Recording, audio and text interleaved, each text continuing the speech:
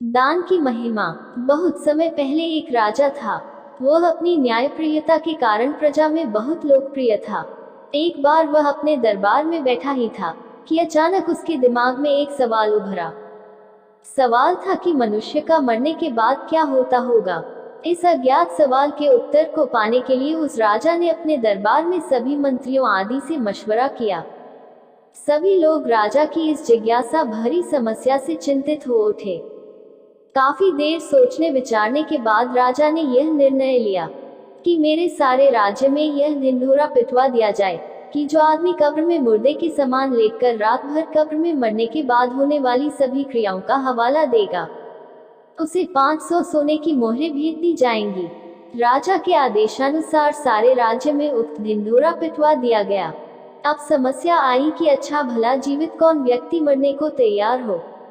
आखिरकार सारे राज्य में एक ऐसा व्यक्ति इस काम को करने के लिए तैयार हो गया, जो इतना कंजूस था कि वह सुख से खाता पीता सोता नहीं था।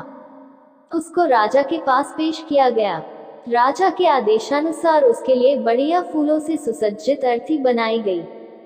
उसको उस पर लिटाकर बाकायदा श्वेत कफन से ढक दिया गया और उसे कब्रिस्तान ले जाया गया। घर से जाने पर रास्ते में एक फकीर ने उसका पीछा किया और उससे कहा कि अब तो तुम मरने जा रहे हो, घर में तुम अकेले हो, इतना धन तुम्हारे घर में ही कैद पड़ा रहेगा, मुझे कुछ दे दो। कंजूस के बार बार मना करने पर भी फकीर ने कंजूस का पीछा नहीं छोड़ा और बार बार कुछ मांगने की रट लगाए रहा। कंजूस जब एकदम परेशान हो गया तो उसने कब्रिस्तान में पड़े बादाम के छिलकों के एक ढेर में से मुट्ठी भर छिलके उठाए और उस फकीर को दे दिए। बाद में कंजूस को एक कब्र में लिटा दिया गया और ऊपर से पूरी कब्र बंद कर दी गई।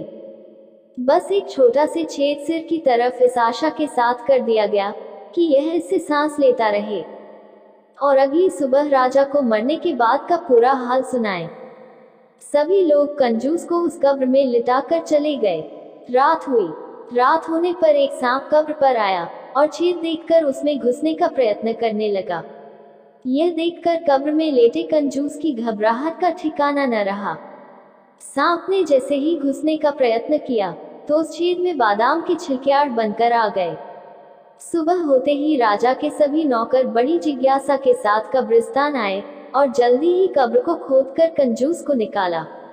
मरने के बाद क्या होता है, यह हाल सुनाने के लिए कंजूस को राजा के पास चलने को कहा। कंजूस ने राजा के नौकरों की बात को थोड़ा भी नहीं सुना। वो पहले अपने घर गया और अपनी तमाम धन संपत्ति को गरीबों में बांट दिया। सब लोग कंजूस की अचानक दान करने की इस दयालुता को देखकर हैरान में पड़ गए। उनके मन में कई सवाल उठने लगे। अंत में कंजूस को राज दरबार में पूरा हाल सुनाने के लिए राजा के सामने पेश किया गया। कंजूस ने बीती रात सांप व बादाम के छिलकों के संघर्ष की पूरी कहानी कह सुनाई और कहा, महाराज, मरने के बाद सबसे ज्यादा दान ही काम आता है, अतः दान करना ही सब धर्मों से श्रेष्ठ है।